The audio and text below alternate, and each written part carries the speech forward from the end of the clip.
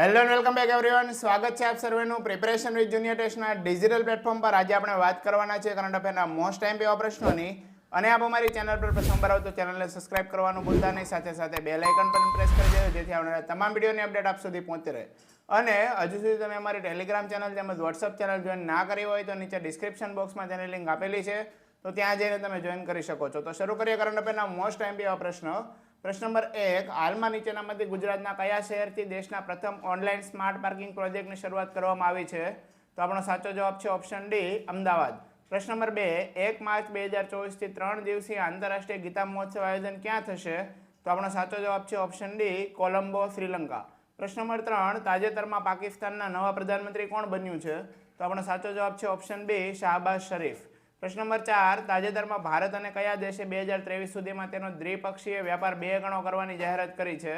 તો આપણો સાચો જવાબ છે ઓપ્શન સી, ગ્રીસ. પ્રશ્ન નંબર 5. 8મી એશિયા આર્થિક વાર્તાનું આયોજન ક્યાં કરવામાં આવશે? તો આપણો સાચો જવાબ છે ઓપ્શન એ, પુણે. પ્રશ્ન નંબર 6. તાજેતરમાં બેંક ઓફ ઇન્ડિયાના બિનકાર્યકારી અધ્યક્ષ તરીકે કોની નિમણૂક કરવામાં આવી છે? તો આપણો સાચો જવાબ છે ઓપ્શન એ, એમ.આર. કુમાર. પ્રશ્ન નંબર 7. તાજેતરમાં સુપ્રીમ કોર્ટમાં આયુષ સમગ્ર કલ્યાણ કેન્દ્રનું ઉદ્ઘાટન કોણે કર્યું છે? તો આપણો સાચો જવાબ છે ઓપ્શન બી, જસ્ટિસ ચંદ્રચૂડ. પ્રશ્ન નંબર 8. તાજેતરમાં એક રિપોર્ટ મુજબ વિશ્વની શીર્ષ 300 સહકારી સમિતિઓમાં પ્રથમ સ્થાને કઈ કંપની છે? તો આપણો સાચો જવાબ છે ઓપ્શન સી, ઇફકો. પ્રશ્ન નંબર 9. તાજેતરમાં રક્ષા મંત્રાલયે ભારતની કઈ સેના માટે ₹19,000 કરોડથી 200+ બ્રહ્મોસ સુપરસોનિક ક્રૂઝ મિસાઇલને મંજૂરી આપી છે? તો આપણો સાચો જવાબ છે ઓપ્શન સી, ભારતીય નૌસેના. પ્રશ્ન નંબર 10. તાજેતરમાં નીચેનામાંથી કઈ જગ્યાએ પીએમ મોદીએ સુદર્શન સેતુનું ઉદ્ઘાટન કર્યું છે? તો આપણો સાચો જવાબ છે ઓપ્શન એ, દ્વારકા. પ્રશ્ન નંબર 11. 26 ફેબ્રુઆરી 2024ના રોજ અમદાવાદ શહેરનો કેટલામો સ્થાપના દિવસ મનાવવામાં આવ્યો? તો આપણો સાચો જવાબ છે ઓપ્શન સી, 613મો. પ્રશ્ન નંબર 12. દર વર્ષે વિશ્વ એનજીઓ દિવસ ક્યારે મનાવવામાં આવે છે? તો આપણો સાચો જવાબ છે ઓપ્શન બી, 27 ફેબ્રુઆરી. પ્રશ્ન નંબર 13. ભારત, શ્રીલંકા અને માલદીવ વચ્ચે ત્રિપક્ષીય અભ્યાસ દોસ્તી 16નું આયોજન ક્યાં થયું છે?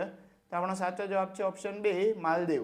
પ્રશ્ન નંબર 14. તાજેતરમાં ડીઆરડીઓ કયું સ્વદેશી લેઝર હથિયારનું પરીક્ષણ કરવાની ઘોષણા કરી છે?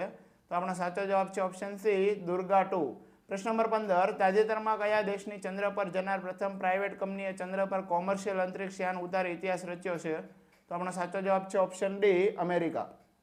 પ્રશ્ન નંબર 16. ઇન્ડિયા રેટિંગ્સ એન્ડ રિસર્ચે નાણાકીય વર્ષ 2024-25માં ભારતની જીડીપી દર કેટલો રહેવાનું અનુમાન લગાવ્યું છે? તો આપણો સાચો જવાબ છે ઓપ્શન સી, 0.065. પ્રશ્ન નંબર 17. તાજેતરમાં એફએટીએફે કયા દેશનું નામ ગ્રે લિસ્ટમાંથી હટાવી દીધું છે? તો આપણો સાચો જવાબ છે ઓપ્શન બી, સંયુક્ત આરબ અમીરાત.